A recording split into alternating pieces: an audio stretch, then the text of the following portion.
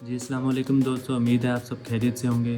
जैसा कि पिछली वीडियो में मैंने आपको बताया था कि चाइना में एडमिशन लेने के लिए आपको किन किन डॉक्यूमेंट्स की ज़रूरत है, उन डॉक्यूमेंट्स को कैसे तैयार करना है। तो आज मैं आपको बताऊंगा चाइना में वीज़ा अप्लाई कैसे करते हैं, वीज़ा की अपॉइंटमेंट कैसे करते हैं। तो सबसे पहले आपने गूगल पे जाना है और वहाँ पे सर्च करना है visa for China from Pakistan. ये सबसे पहले वेबसाइट आ गई, इस पर आपने क्लिक कर लेना है। इस वेबसाइट का लिंक मैं डिस्क्रिप्शन में भी दे दूंगा, आप वहाँ से भी चेकआउट कर सकते हैं। यहाँ पे एक रिमाइंडर आ गया, आपने इसको पढ़ लेना है, आई ऑलरेडी नो।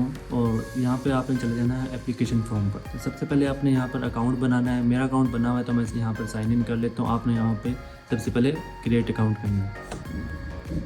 यहाँ से फिर से एक रिमाइंडर आ गया, पाकिस्तान इंडिपेंडेंस डे। फिर आपने ये पढ़ना तो नहीं है आपने, मुझे पता है, आई ऑलरेडी नो पे क्लिक कर देना। उसके बाद आप अपना पासपोर्ट सेलेक्ट करेंगे। अगर आप स्टूडेंट हैं तो आप ऑर्डिनरी सेलेक्ट करेंगे। उसके बाद आप करेंगे 6 मंथ्स और मोर, और अपनी date of arrival in China select करनी है आपने। जैसे कि मैं यहाँ पे 2025 और मंथ। उसके बाद आपने बताना पर्पस ऑफ वीज़ा। तो हमारा स्टडी पर्पस है, यानी कि X1 वीज़ा। हम स्टडी वीज़े पे आ रहे हैं जो कि 180 डेज से ज़्यादा होता है। उसके बाद स्टार्ट ऑफ फॉर्म कर देंगे। उसके बाद इसमें बताएं कि ये डॉक्यूमेंट्स आपके पास होने चाहिए। डॉक्यूमेंट्स की वीडियो मैंने बनाई थी, तो आप सबसे पहले जाके वो देखें, उसके बाद आप जाके ये वाली वीडियो देखें। अब हम रीडिंग कंप्लीटेड पे क्लिक करेंगे, कंफर्म, और अब स्टार्ट फिलिंग पे। यहाँ पे लिखा visa centre you will submit to Islamabad, हमने कंफर्म कर दिया। अब अपने हिसाब से यहाँ पे स्क्रैची इस्लामाबाद लो सेलेक्ट कर सकते हैं। यहाँ पे कुछ गाइडलाइंस दी हुई है, आपने सब पढ़ लेनी है। उसके बाद स्टार्ट फिलिंग पे कर देना आपने क्लिक। यहाँ पे आपने सब अपना इन्फॉर्मेशन वगैरह देनी है, अपना डाटा अपलोड करना है, अपने डॉक्यूमेंट्स अपलोड करने हैं। जैसे कि यहाँ पे मैं अपनी फ़ोटो अपलोड कर देता हूँ।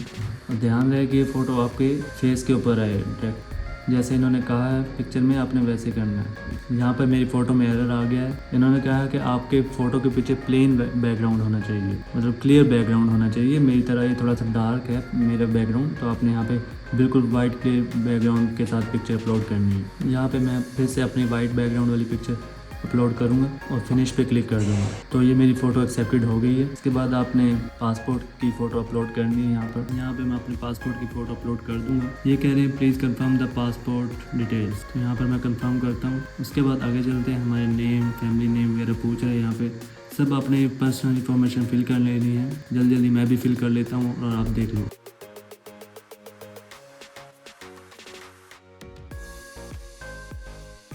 मार्शल स्टेटस सिंगल, नेशनलिटी, यहाँ पे आपने अपना आईडी नंबर लिख देना। Do you have any other nationality?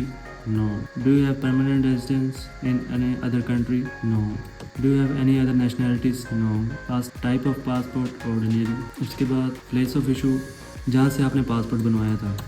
उसके बाद एक्सपायरेशन डेट क्या है, तो मेरी एक्सपायरेशन डेट ये है, मैंने लिख दी है। उसके बाद आपने सेव करना है, सेव आपने ज़रूर करना है, और उसके बाद नेक्स्ट पे क्लिक कर देना है। उसके बाद आ गया आपका टाइप ऑफ वीज़ा फिर से, तो आपने यहाँ पे X1 वीज़ा सेलेक्ट करना है, लॉन्ग टर्म स्टडी वीज़ा। उसके बाद सर्विस टाइप आपको कौन सी चाहिए, आपको अर्जेंट चाहिए या नॉर्मल आपके पास डेज हैं, तो आप नॉर्मल पे क्लिक कर सकते हैं। उसके बाद visa validity of your application, तो यहाँ पर आप 12 लिख सकते हैं, 1 ईयर, यानी कि maximum duration of stay of your application 360 days. उसके बाद एंट्रीज ऑफ योर एप्लीकेशन आप यहाँ पे मल्टीपल लिखें, सेव करें, एक्नॉलेज, और उसके बाद नेक्स्ट पे क्लिक करें। यहाँ पे आ गया करंट ऑक्यूपेशन, तो आप स्टूडेंट हैं, आप स्टूडेंट सेलेक्ट कर लेना है। वर्क एक्सपीरियंस हमारे पास तो नहीं है, तो आप नॉट एप्लीकेबल पे लिख देंगे। उसके बाद यहाँ पे आप अपने रीज़न भी देंगे।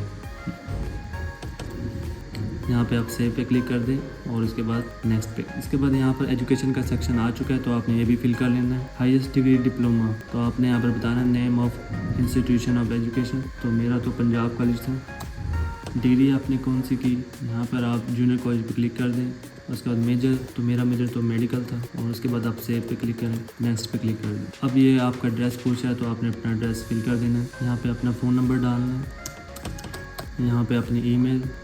उसके बाद आपके फैमिली मेम्बर्स के बारे में पूछेगा, तो आपने इनकी भी इंफॉर्मेशन दे देनी है। फादर का नेम आप लिखेंगे, nationality Pakistan, date of birth उनकी आपको पता है तो लिख दें, उनकी डेट ऑफ बर्थ यहाँ पे लिखनी है। Is your father in China? No. अब ये मदर के बारे में पूछ रहा है, तो आप मदर का लिखें, nationality Pakistan, date of birth 1990। मैं ये नंबर रैंडम फिल कर रहा हूँ क्योंकि मैंने तो अप्लाई नहीं करना, सिर्फ आपको एग्जांपल के लिए फिल कर रहा हूँ ये सब कुछ। Is your mother in China? No. उसके बाद चिल्ड्रन, ये आप नॉट एप्लीकेबल कर दें। Do you have any immediate relatives in China, अगर आपके रिलेटिव्स चाइना में है तो आप ये यस कर दें, वरना नो कर दें।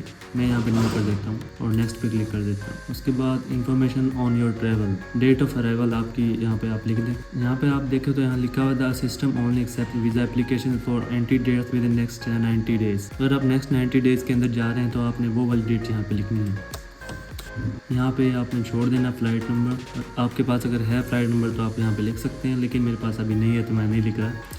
उसके बाद the city of your destination, जैसे यहाँ मैं लिख देता हूँ अपने सिटी का नेम जियामुसी। उसके बाद डिस्ट्रिक्ट यहाँ पे हमारा पड़ता है हेलोंगजियांग। अगर आपको डिस्ट्रिक्ट का या काउंटी का नहीं पता तो आप अपने एजेंट से या फिर यूनिवर्सिटी वाले या किसी टीचर से पूछें कि आपका कौन सा डिस्ट्रिक्ट है, कौन सी काउंटी है आपकी सिटी आप किस में स्टे करेंगे। तो मैं यहाँ पे हार्बिन लिख देता हूँ। उसके बाद डिस्ट्रिक्ट काउंटी आप छोड़ दें, एड्रेस टू छोड़ दें आप। उसके बाद आप डेट ऑफ अराइवल फिर से आ गई, ये आपने लिखना है डेट ऑफ अराइवल। आप जब सिटी में जिस दिन पहुँचेंगे आपने वो डेट लिखनी है। डेट ऑफ डिपार्चर भी आपने यहाँ पे लिख देनी है। अब यहाँ पे लिखा हो डेट ऑफ डिपार्चर दोबारा से, यानी कि आप जब अगले साल दोबारा जाएंगे तो उसकी डेट भी यहाँ पे आप लिख सकते हैं। उसके बाद सिटी ऑफ डिपार्चर जियामुसी, ये काउंटी आप इसको छोड़ दें। उसके बाद यहाँ पे शो कर रहा है इन्वाइटिंग पर्सन, यानी कि जो आपको यहाँ पे बुला रहा है। यूनिवर्सिटी का नाम लिख दें यहाँ पे।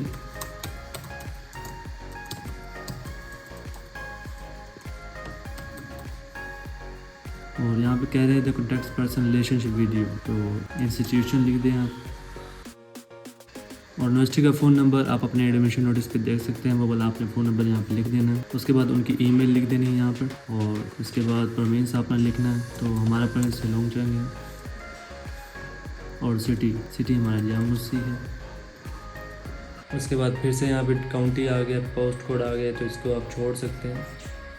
इमरजेंसी कॉन्टैक्ट में आप फैमिली नेम आप अपने फादर का डाल दें, रिलेशनशिप फादर। यहाँ पे आप देखें तो आप नोट एप्लीकेबल भी कर सकते हैं। अगर आपका कोई फैमिली में मेंबर नहीं है या कोई आपको इमरजेंसी में कॉन्टैक्ट नहीं कर सकता तो आप नोट एप्लीकेबल भी कर सकते हैं। फ़ोन नंबर, आप उनकी ईमेल आईडी भी यहाँ पे डाल सकते हैं।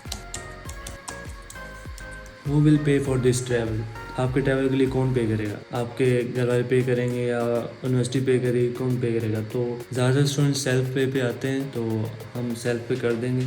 अगर आपकी स्कॉलरशिप है तो आप ऑर्गेनाइजेशन लिख सकते हैं यहाँ पे। अगर आपके साथ कोई आपका फैमिली मेम्बर भी ट्रैवल कर रहा है तो आप यस कर सकते हैं, वरना नो कर दें। मैंने यहाँ पे नो कर दिया। उसके बाद सेव और नेक्स्ट कर देना आपने। Information on previous travel. Have you ever been in China? No. Have you ever gotten a Chinese visa? No. Do you have any valid visas issued by the other countries? No. हम तो सबसे पहले China में ही आए, तो ज़्यादातर students China में ही आते हैं सबसे पहले, तो आप यहाँ पे नो कर देना। Have you ever traveled to any other country? No. उसके बाद आपने सेव कर देना है और नेक्स्ट कर देना है। उसके बाद अदर इन्फॉर्मेशन आ गई है। इसमें कहा गया कि have you ever been refused to Chinese visa? No.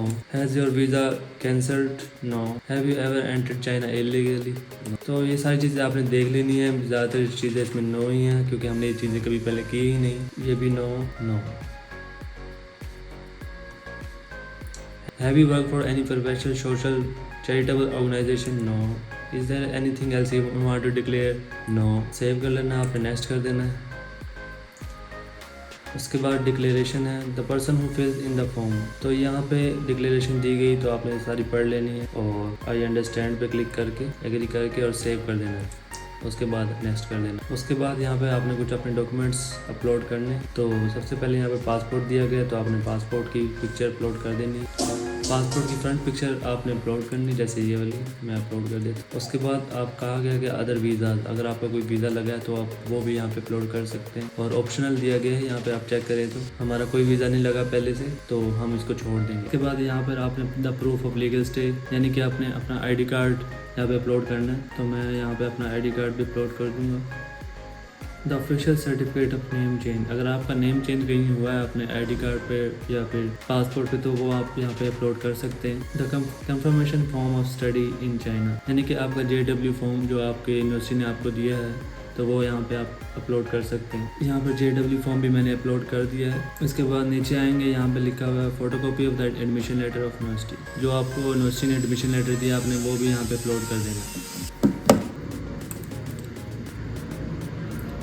तो हमने अपना एडमिशन नोटिस भी अपलोड कर दिया है। यहाँ पर लिखा हुआ नोटिफिकेशन लेटर ऑफ स्कॉलरशिप, अगर आप स्कॉलरशिप पे आए हैं तो आप अपनी स्कॉलरशिप लेटर भी यहाँ पे अपलोड कर सकते हैं।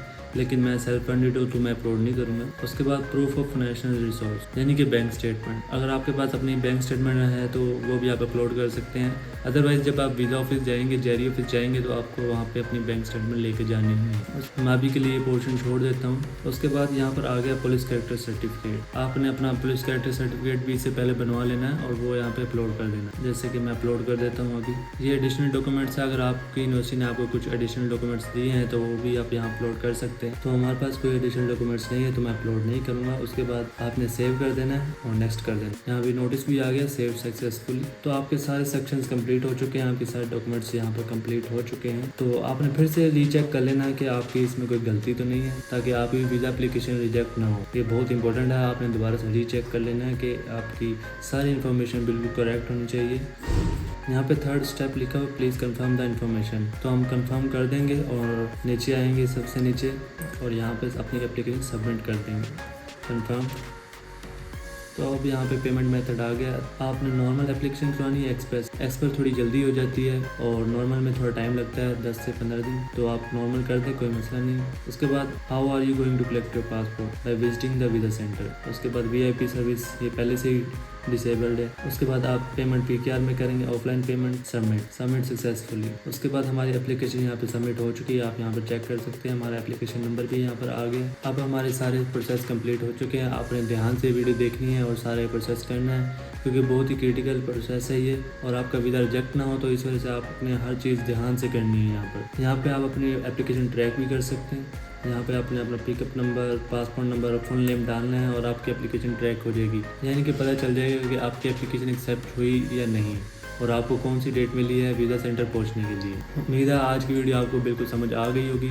अगर अभी भी आपको डाउट्स हैं तो आप मुझे वीडियो के नीचे कमेंट्स कर सकते हैं, मुझे मैसेज कर सकते हैं व्हाट्सएप पे। अगर आपको नहीं पता कि कौन कौन से डॉक्यूमेंट्स वीज़ा के लिए चाहिए होते हैं तो आप मेरी पिछली वीडियो देख सकते हैं, वो इससे भी ज़्यादा इंपॉर्टेंट है। तो पहले आप वो वीडियो देखें, उसके बाद ये वीडियो देखें, और फिर भी अगर आपके कोई सवाल हैं तो आप कमेंट्स कर सकते हैं मुझे, और व्हाट्सएप पे भी मैसेज कर सकते हैं। अगर आप भी चाइना आना चाहते हैं, चाइना में किसी यूनिवर्सिटी में एडमिशन लेना चाहते हैं MBBS में या किसी और भी फील्ड में, तो आप मुझसे कॉन्टैक्ट कर सकते हैं, मैं आपकी ज़रूर हेल्प करूँगा। और अगर आपको ये वीडियो अच्छी लगी है तो वीडियो को लाइक करें, शेयर करें और चैनल को सब्सक्राइब कर लें इस तरह की वीडियो देखने के लिए। अल्लाह हाफिज़।